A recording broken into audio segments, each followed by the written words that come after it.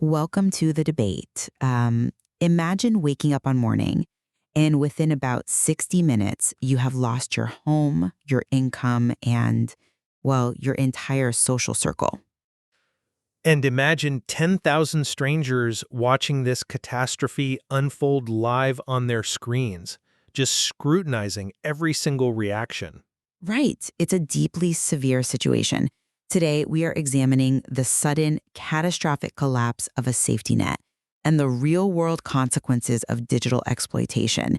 We're analyzing the immediate eviction and street-level displacement of a 38-year-old content creator named Mara. Yeah, and this eviction was from Maj's content house. The inciting incident for this sudden homelessness, and alleged leak of the house's physical address. Exactly. Almost instantly, we watched a vulnerable woman get transitioned from what appeared to be a monetized shelter into literal displacement. I mean, this wasn't a private failure. The entire internet was sitting in the front row for this. Yes, they were. And to understand the mechanics of this collapse, our analysis today is grounded in the investigative commentary provided by Twanna Y'vette, also known in the digital space as Queen T. She brings a really rigorous, credible lens to this crisis. She does. She is a journalist and a Christian counselor.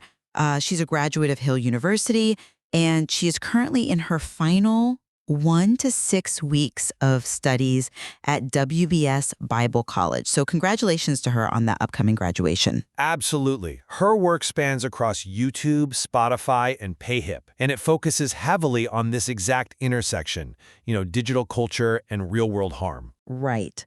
So the central question we have to answer today is purely a matter of immediate survival. With Mara suddenly displaced, her storage unit overdrawn, and her biological safety net totally shattered, what is her next move? Right. Does she try to beg her estranged mother for room and board? Does she return to former employers to clean houses full-time? Or does she seek refuge at a digital supporter's house like Pumpkin? Or does she brave the highly volatile platforms of Kick.com and Bigo Live to fund her own way out of this? Exactly. Well, I will be arguing that Mara's survival requires a total, immediate exit from the monetized chaos of the digital space. The internet is fundamentally unsafe for her. I believe she must seek traditional offline harm reduction, specifically returning to the African family she previously cleaned for, exchanging full-time domestic work for room and board. She needs a physical space with zero cameras to escape an environment that inherently exploits her processing limits. And I will be arguing that because her biological and physical safety nets are completely dead ends, strategically leveraging her remaining digital advocates and her platform presence is really her only viable long-term path forward. I mean, retreating to offline manual labor ignores her autonomy as a 38-year-old woman. Her digital chosen family is real. Transitioning her virtual advocacy into real-world support, like going to Pumpkin's house, is the most logical step to regain her independence. Okay, let's jump right into the inciting incident, because it reveals everything about how the internet fundamentally misunderstands Mara's vulnerability. Right. The address leak. Yes. When the address leaked, the internet trolls immediately labeled Mara a malicious actor. They claimed she intentionally doxed Maj's house in this act of calculated sabotage. But Twanna Y'vette's behavioral analysis thoroughly dismantles this narrative. Because of the executive functioning aspect. Precisely. Mara simply does not possess the high-level executive functioning required to execute a coordinated, malicious doxing campaign. Wait, let's unpack that term for a moment. When we talk about executive functioning in the context of live streaming, we aren't just talking about basic daily tasks. No, not at all. We are talking about the massive cognitive load of processing a rapid-fire chat room, filtering out deliberate bait from trolls, managing your own emotional regulation, and speaking simultaneously. It is a massive cognitive burden. If an address was shared, it wasn't a mastermind plot. It was a severe boundary lapse, or she was manipulated by external bad actors who knew exactly how to overwhelm her processing capabilities. Yeah, they weaponized her panic. Exactly. Under the weight of a severe viral accusation, she is prone to cognitive freeze, She literally shuts down. And, this exposes the underlying mechanism of the content house model itself. I'd argue a content house is essentially a monetized fishbowl. A monetized fishbowl. That's a good way to put it. It's meticulously designed to magnify the flaws, eccentricities, and vulnerabilities of its inhabitants for the entertainment of the audience tapping on the glass. But the moment the liability of an inhabitant outweighs their entertainment value, like when an address leaks, the management doesn't just tap the glass, they shatter it. They evict the liability immediately. Yes, leaving the creator gasping on the floor. So, how can Mara safely remain on platforms like Bigo or Kick when the entire environment is designed to exploit her processing limits and then punish her for system failures she can't control? Well, I come at it from a different way. The failure here was not necessarily the medium of live streaming itself, but the specific, unguided den of internet wolves she was placed in at Maj's house. But she's still online. The wolves are everywhere. True, but you are equating cognitive overwhelm in one highly volatile, viral moment with a permanent, inherent inability to navigate digital spaces.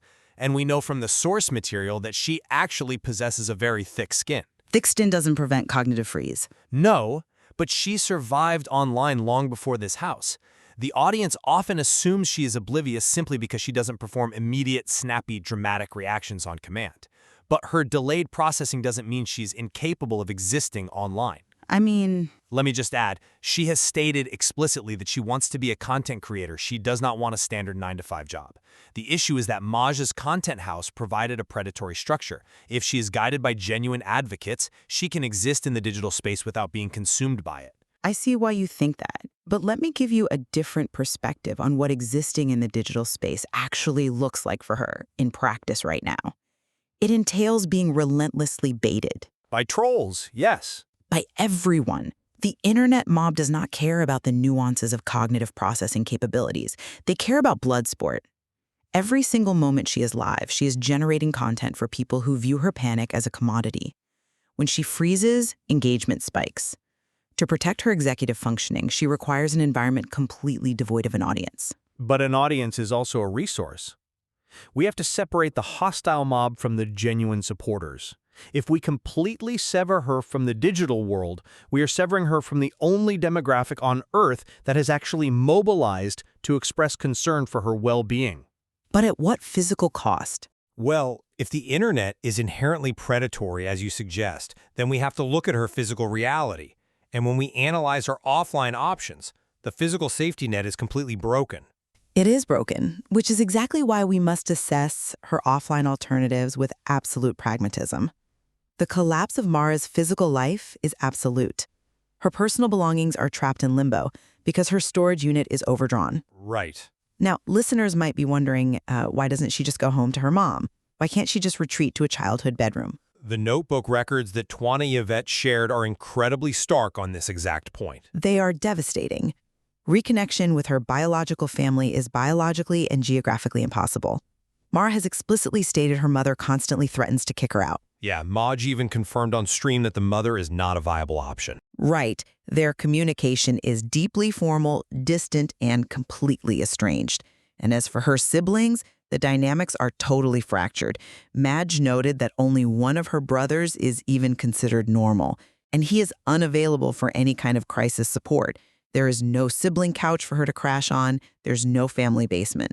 Which is exactly why I argue she cannot rely on traditional offline safety nets. They do not exist for her. I'm not convinced by that line of reasoning because you are dismissing the one tangible offline option she does had, which we know from the material, returning to the African family she used to do domestic cleaning work for in exchange for room and board. But that's a massive step backward. Think back to the eviction. When Maj locked that door and asked her live on stream, "Where do you want me to take you?" she had no answer. She transitioned instantly to literal street-level displacement. In a crisis of this sheer magnitude, begging her former employers to stay on full-time and clean is her absolute only immediate means of securing a roof over her head that doesn't involve a camera shoved in her face. I'm sorry, but I just don't buy that. Let me tell you why. We are talking about forcing a 38-year-old woman who has made her professional desires explicitly clear to regress to domestic labor she actively rejects. It's survival. That is not true harm reduction. It is a punitive measure disguised as safety. You are suggesting she trade the visible exploitation of a content house for the invisible subservience of unpaid or minimally paid domestic labor just to secure basic shelter. Shelter is the priority. We have replaced geographic communities with parasocial ones. Eviction in the digital age doesn't just mean you lose a house, you lose your entire social and financial ecosystem. And I am suggesting she secure a physical space that guarantees actual, unmonetized human safety, away from a global audience that is actively humiliating her. But at what cost to her autonomy? This is a modern crisis, and it requires a modern solution. Her digital community is her modern safety net. Why shouldn't she lean on genuine, established advocates in her digital circle? Because they are on a screen. Moving from a toxic content house to a genuine supporter's home, like Puncton's house, for example, bridges the gap between virtual support and physical shelter. It provides a roof without completely stripping her of her identity as a creator. Because relying on a digital username, like Pumpkin, to translate into physical safety is fraught with immense danger. Transitioning virtual support to physical reality is an incredible gamble, particularly when a person is in a state of deep desperation. It's a risk, yes, but Which brings us directly to the immediate looming threat, the vultures waiting in the wings on these platforms. Right now, as we speak, Mara has not gone back live on Big O. She hasn't tried Kick.com. No notifications have been sent out, and I argue that it's exactly how it needs to stay indefinitely. Well, the silence from her end is notable, I agree. It is essential. This is the exact moment she is at her absolute most vulnerable. She is panicked, displaced, and desperate. And you have to look at the mechanics of platforms like Kick and Big O. How do their algorithms work? Controversy drives engagement. Exactly. Engagement drives visibility, and visibility drives financial donations. The platform financially incentivizes distress. The predatory actors, streamers like Nevermind and other opportunists, are actively lurking right now. When they see a vulnerable woman globally humiliated and put on the street, they do not see a human being in crisis. They see content. They see an easy target for clout. They will offer a fake lifeline. They'll invite her on their panels or offer to hear her side of the story, purely to exploit her trauma for their own views. Any stream she does right now feeds the exact algorithmic machine that just crushed her. That's a compelling argument, but have you considered the cost of her silence? If she remains completely silent, she surrenders the narrative. The narrative doesn't matter if she's unsafe. Of course it matters. Total silence leaves her history entirely in Maj's hands. He retains the unchecked power to define her as a malicious doxer to tens of thousands of people. If she does not go live, she is erased from her own story. Her physical and psychological safety must supersede her desire for narrative control. Think about what happens if she tries to defend herself to a hostile Kick chat right now. It will only trigger the severe cognitive freeze we discussed earlier. Not if she's guided. The trolls will bait her with questions about the address leak, she will become flustered, her processing will lag, and the viral momentum of her humiliation will only accelerate. It is a trap. which is precisely why she should not go live alone or unguided. This is where virtual advocacy must step up and become real-world harm reduction, just as Twanna pointed out. If she logs on, her true advocates, people like Shimbam and Pumpkin, must act as an absolute shield. A shield against thousands of trolls? Yes. They need to actively moderate the chat and completely steer her away from the drama. When the trolls try to bait her into talking about Mage or the eviction, her community must pivot the focus entirely to practical survival. That's an interesting point, though. I would frame it differently. Relying on unpaid chat moderators to manage a real-time trauma response is incredibly precarious. It assumes that the genuine advocates can outshout the trolls. They have the ban button. But mathematically, on unregulated platforms like Kick, the trolls always outnumber the advocates. Always. But the digital space holds her absolute only access to financial agency right now. Let's look at the raw mechanics of her situation. Her storage unit is overdrawn. She needs immediate capital to retrieve her physical belongings and fund her independence. And domestic work provides an income. The African family she cleaned for might offer a bed and some food, but they are not going to provide the financial mobility she needs to rebuild her life at 38 years old. By carefully going live, utilizing her moderators like Shambam, and leaning heavily on the community that actually wants to see her succeed, she can monetize her own survival. That sounds incredibly dystopian. She can reclaim the capital, rather than letting Maj or opportunists like Nevermind monetize her destruction. I recognize the harsh reality of her financial situation, but we really have to weigh the acquisition of that capital against the psychological toll of acquiring it in a hostile arena. Let's challenge the very premise of this independence you're talking about. Okay. Can we truly call it independence if her income is entirely dependent on the whims of a volatile, anonymous chat room? The exact same chat room that just helped get her evicted? It's a risk. Every single dollar she earns on those platforms right now requires her to bleed for an audience. Returning to that digital ecosystem, even with a few friendly moderators acting as a shield, is asking her to willingly walk back into the gears of the machinery that just tore her life apart. It is asking her to reclaim the machinery, to take the audience that was built around her vulnerability and learn how to ruthlessly filter out the opportunists. If she goes to Pumpkin's house, she secures the physical safety you are rightfully concerned about, a real roof, a locked door, but she also maintains the digital presence necessary to fund her future. A digital presence that harms her. She cannot simply vanish into the background of a domestic cleaning job and hope the internet forgets about her. The internet does not forget, it just finds a new target to torment while the old target remains permanently displaced and broke. I submit that being forgotten by the internet is precisely the baseline requirement for her healing. As we draw this analysis to a close, we have to summarize where our perspectives fundamentally diverge on Mara's next steps.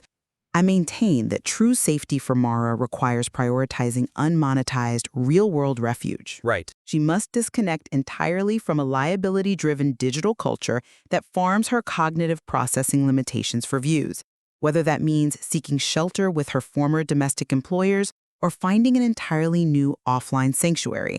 The cameras must be turned off for her to survive. And I conclude that her digital network, despite its severe flaws and the omnipresence of bad actors, remains her most valuable and perhaps her only asset.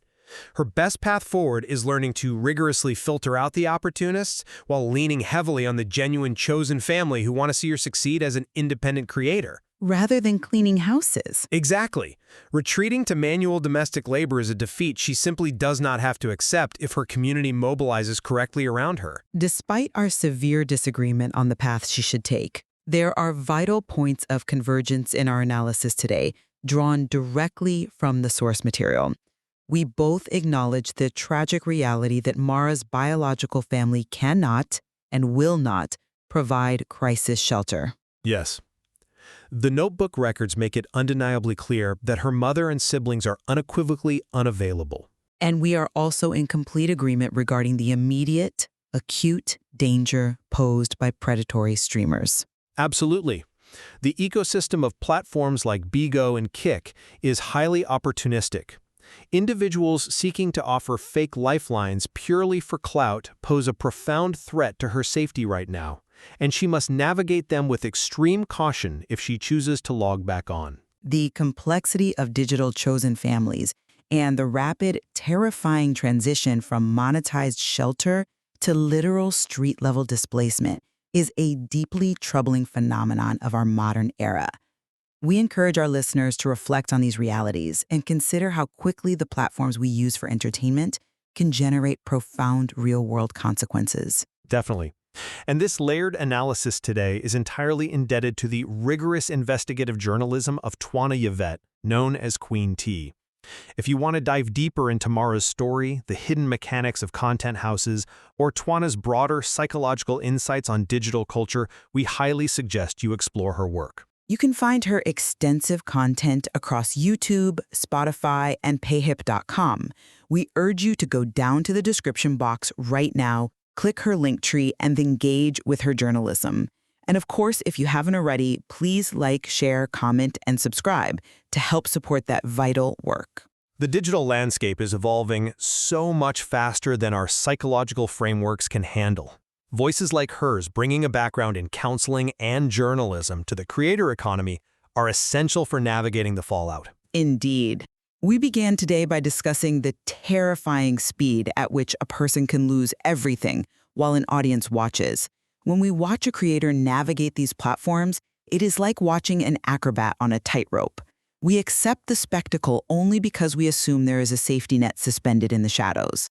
Right. But when the lights come up and the net is revealed to be nothing but paint on a hard concrete floor, the audience is forced to ask a very uncomfortable question. Why were we watching in the first place? And more importantly, when the acrobat inevitably falls, who among us is actually willing to step forward and break their fall?